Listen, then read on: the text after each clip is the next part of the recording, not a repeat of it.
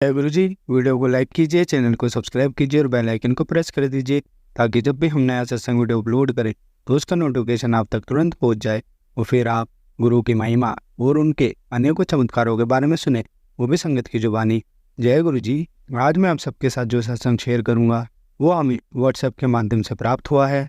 हमें बेहद ही अच्छा लग रहा है कि आप हमें अपनी मैजिकल जर्नी भेज रहे हैं। संगत जी ऐसे ही अपने प्यारे प्यारे सत्संग हमारे साथ शेयर करते रहें, चाहे आप हमें व्हाट्सएप पर हिंदी में टाइप करके भेजें या फिर नोटबुक में लिखकर या फिर ऑडियो रिकॉर्ड करके। हमारी आपसे सिर्फ एक छोटी सी विनती है, जब भी आप अपना सत्संग रिकॉर्ड करें तो उसको एक शांत वातावरण में ही रिकॉर्ड करें। संगत जी आज का सत्संग हमें गुरु भक्त आंटी जी का सुनेंगे और आंटी जी लखनऊ से हैं और आंटी जी अपना नाम गुप्त रखना चाहती हैं, जिसका हम दिल से सम्मान करते हैं। चलिए आज का ये सत्संग हम आंटी जी के बोले हुए शब्दों में ही हम सब सुनते हैं। बहुत ही अद्भुत सत्संग शेयर करा है आंटी जी ने। जैसा आंटी जी ने सत्संग हमारे साथ शेयर करा है वैसे ही आप सबके साथ इस सत्संग के माध्यम से आज साझा करने जा रहे हैं। इसलिए आप सभी संगत सत्संग के अंत तक बने रहना, वो सत्संग को बहुत ध्यान से सुनना, वो सत्संग को बीच में ना छोड़ें, क्योंकि सत्संग सुनने वाले का भी कल्याण होता है और सत्संग करने वाले का भी। और हो सकता है जो आप आज सत्संग सुने उससे आपको भी अपने कई सवालों के जवाब मिल जाए। चलिए सत्संग शुरू करते हैं। जय गुरु जी। जय गुरु जी, शुक्राना गुरु जी, अनंतम अनंतम शुक्राना गुरु जी, लख लख बार शुक्राना गुरु जी। संगत जी, मैं अपना आज पहला सत्संग आप लोगों के बीच में गुरु जी की आज्ञा से शेयर करना चाहती हूँ। मैं लखनऊ से गुरु जी की अभी नई संगत बनी हूँ मैं, और ये मेरा पहला शुक्राना सत्संग है जिसकी आज्ञा मुझे गुरु जी ने आज ही दी है। और मुझसे सत्संग सुनाने में कुछ भी गलती हो जाए जाने अनजाने, गुरु जी मुझे क्षमा करिएगा, सत्संग जी मुझे क्षमा करिएगा। मैं अभी गुरु परिवार में नई जुड़ी हूँ और अभी गुरु महाराज ने मुझे अपने परिवार में उन्होंने मुझे जोड़ा है कि नहीं, मुझे इस बारे में अभी मैं नहीं जानती। मैं अभी दिसंबर 2013 से मोबाइल में कोई भी काम करते समय गुरु जी का स्वरूप देख रही थी और मतलब अच्छा लग रहा था, कुछ ऐसी कोई फीलिंग नहीं थी।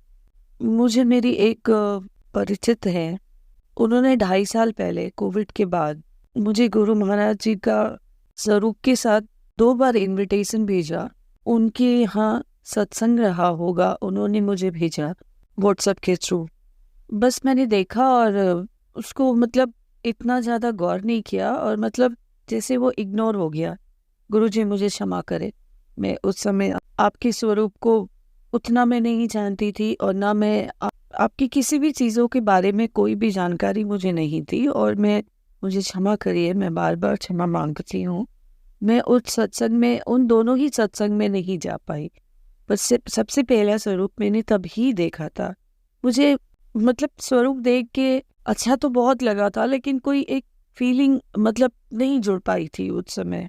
और ये मेरी पहली ही भूल थी जो मुझे अब महसूस हो रही है कि मैं क्यों नहीं उस समय उस सत्संग में क्यों नहीं गई मैं।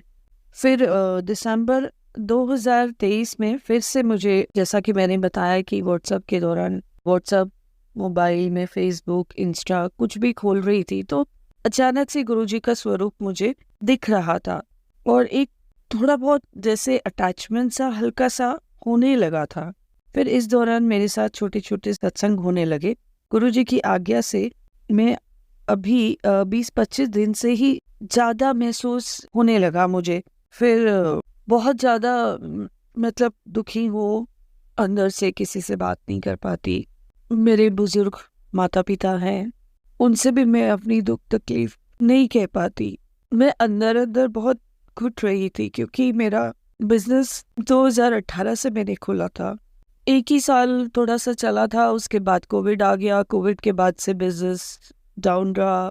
फिर 2022 में मुझे 2 काम मिले, लेकिन काम तो बहुत अच्छे थे लेकिन उसका रिजल्ट अच्छा नहीं मिला, जिसकी वजह से मैं बहुत ज़्यादा परेशान रही। मतलब मैं हर एक फील्ड में, पर्सनल लाइफ में, मैरिज लाइफ में, बिजनेस लाइफ में बस नुकसान में ही रही और अपना दुख अंदर ही अंदर रखा हुआ था। अभी भी मैं सत्संग करते दौरान मेरी आंखों में आंसू आ गया है। अब जो भाव मुझे मेरे गुरुजी दे रहे हैं, मेरे गुरुपा दे रहे हैं, उसी भाव में ही मैं सुनाऊंगी। पिछले पूरा साल मेरा यूं ही खाली गया, कोई एक बिजनेस नहीं था। मैं बिल्कुल जीरो पे आ चुकी हूँ। सारे बैंक अकाउंट मेरे जीरो, लोन लिए हुए, बैंकों से मुझे फोन आ रहे। हर एक फोन उठाने पे मुझे लगता कि शायद ये इस बैंक से फोन होगा या उस बैंक से फोन होगा, लेकिन मैं तब भी उन चीज़ों को फेस कर रही थी। समझ में नहीं आ रहा था कि कहाँ से कौन सा रास्ता बनेगा। फिर दिसंबर में मेरे पास मेरे नए एक बिजनेस को लेके इंक्वायरी होने लगी, जिसमें मैं लगी रही। पूरा दिसंबर निकल गया, हाँ नहीं हो पाया। जनवरी फिर से लगी, फिर पूरा जनवरी यूं ही जाने लगा। और बीच बीच में मुझे फिर गुरुजी के मैसेज भी आने लगे व्हाट्सएप के दौरान, और स्वरूप भी मुझे दिख रहा। मैं हल्का हल्का सा कनेक्ट होने लगी गुरु परिवार में। अपने को तो मैं ऐसा ही मान रही हूँ कि मैं जुड़ चुकी हूँ। अब मुझे मेरे गुरुपा ने मुझे अपने साथ जोड़ा है कि नहीं, इसका अभी मुझे जवाब गुरुपा की तरफ से तो नहीं मिला है। मुझे ऐसा लगता है, या मेरे जाने अनजाने इस जन्म की या पिछले जन्म की क्या गलती रही मुझे नहीं पता, क्योंकि जो गलतियां या जो कर्मा रहे हैं उसको तो हमें चुकाना ही है ना। तो अभी ऐसा ही लगता है मुझे। फिर 27 जनवरी को मुझे एक उम्मीद की किरण दिखी कि लगता है जैसे 10-15 दिन के अंदर मेरे को, जो पिछले साल भर से कोई भी अच्छा बड़ा काम नहीं आ रहा था मेरे बिजनेस पे, इस काम से मुझे कुछ उम्मीद जगने लगी। लेकिन अभी तब भी हाँ नहीं हुआ था मुझे। फिर मेरे क्लाइंट ने मुझे 3 फरवरी को ऑर्डर देने के लिए बुलाया, और मैं उस दिन बहुत खुश थी कि आज मुझे ऑर्डर मिल जाएगा और फिर नया महीना स्टार्ट हो रहा है, बैंकों से फ़ोन आएंगे, और जैसे ही मुझे बड़ा नया ऑर्डर मिलता है और मैं अपने पुराने लोन धीरे धीरे करके उतारने लगूंगी। लेकिन जब मैं उस दिन अपने क्लाइंट से मिलने 3 फरवरी को गई शाम को, जैसा भी उन्होंने मुझे बुलाया गुरु महाराज जी की कृपा से, लेकिन मुझे वो काम ऑर्डर नहीं मिला। और फिर दोबारा उसमें चेंज करने के लिए मेरे क्लाइंट ने बोला। और जब मैं रास्ते में लौट रही थी अपने घर जाने के लिए, मुझे ये महसूस हुआ कि मैं काम में इतना उलझ गई पिछले 2 दिन से कि मैंने गौर किया कि मुझे गुरुजी का स्वरूप नहीं दिखा। और लगता है मुझे तभी ये काम आज उम्मीद थी कि हाँ हो जाएगा, और फिर हाँ नहीं हुआ। फिर उन्होंने कुछ कमी बता दी और कहा कि इसको फिर से हम दोबारा एक मीटिंग में बैठेंगे। और मैं रास्ते में इतनी बेचैन हो गई कि मैं ऑटो में ही रोने लगी और फटाफट अपने मोबाइल में गुरुजी का स्वरूप ढूंढने लगी। फिर मुझे गुरुजी का स्वरूप दिख गया और मैं उनसे कहने लगी, जो बात पे किसी से भी नहीं कह पा रही थी, कि गुरुजी आज कितनी उम्मीद थी मुझे कि मेरा काम बन जाएगा, लेकिन नहीं बना। और जो 2 दिन से मुझे गुरुजी के स्वरूप के दर्शन नहीं हो रहे थे, उसका यही नेगेटिव पॉइंट हुआ कि मेरा ऑर्डर मुझे नहीं मिला। 10 फरवरी को फिर अगली मीटिंग हमारी फाइनल हुई शाम को 4:30 बजे। 4:30 मतलब 7 नंबर की ब्लेसिंग मुझे मेरे गुरुपा दे रहे हैं। और जो अमाउंट भी फाइनल हुआ वो 37 में ही हुआ जाके।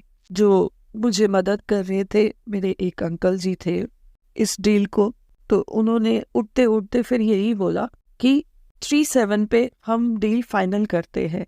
उस रात फिर घर आके मैंने गुरुजी को धन्यवाद किया। उन्होंने मुझे इस काम के लिए एडवांस भी दिया। मेरे सारे बैंक अकाउंट जीरो हो चुके थे। उस दिन मुझे लगभग 1 साल बाद जाके इतना बड़ा ऑर्डर मिला है और एडवांस पेमेंट भी मिला।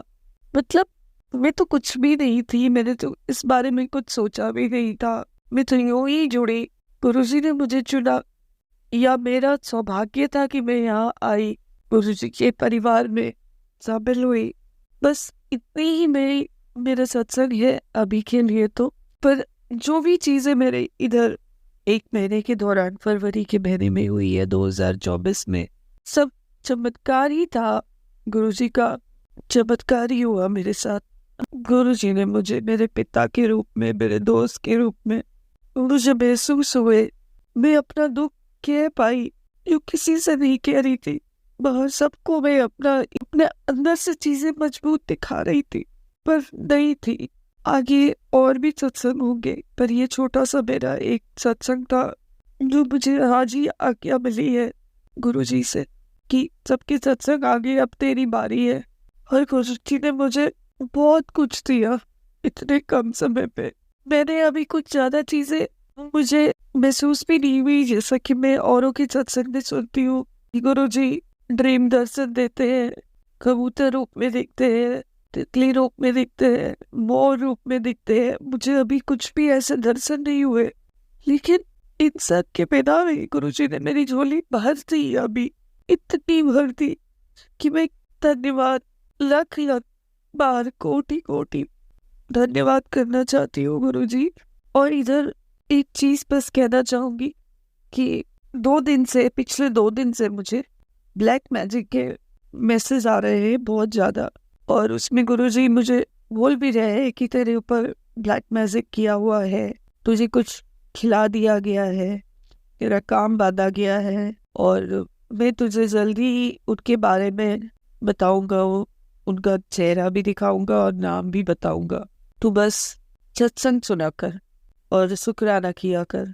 ही गुरुपा, मैं अपना छोटा सा सत्संग आप सबके बीच में मैंने बताया, और इसको बताने में अगर गुरुजी मुझसे कुछ गलती हो गई हो, सत्संग जी मुझसे कुछ गलती हो गई हो, तो मुझे अनजान ना समझ के माफ़ कर दीजिएगा।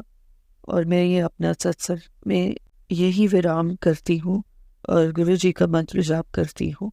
ओम नमो शिवाय, शिव जी सदा सहाय। ओम नमः शिवाय, गुरु जी सदा सहाय।